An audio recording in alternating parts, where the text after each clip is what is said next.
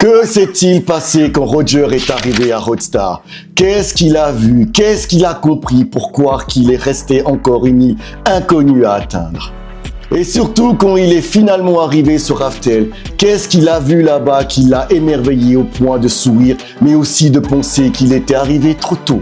Moi, je pense autrement. La question, la vraie, c'est la voix de qui Roger a-t-il entendu quand il a atteint ces deux îles? Parce que oui, on sait que Roger entendait la voix de toutes choses et on sait que les détenteurs du dit peuvent entendre cette voix. Et grâce à la révélation à la fin du flashback de God Valley, on sait que Xebec peut communiquer par télépathie. Alors viens, on va discuter d'une des plus grosses théories de cette fin d'année. Pour moi, Raftel se trouve dans les fonds marins et ça explique déjà pourquoi elle n'est pas visible.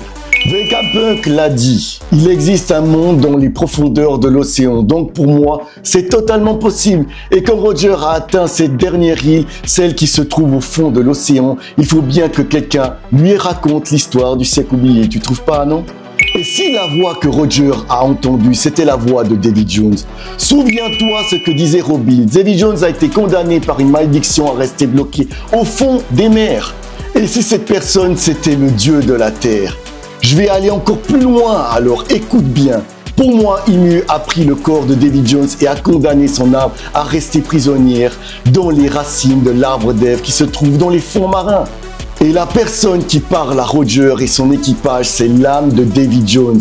Qui de mieux que lui pour raconter l'histoire du siècle oublié et celle de son meilleur ami, Joy Boy. Dis-moi ce que t'en penses en commentaire et merci à mes 3 derniers abonnés. Merci pour la force, les autres, abonnez-vous, car on écrit l'histoire avant qu'Oda ne la décide.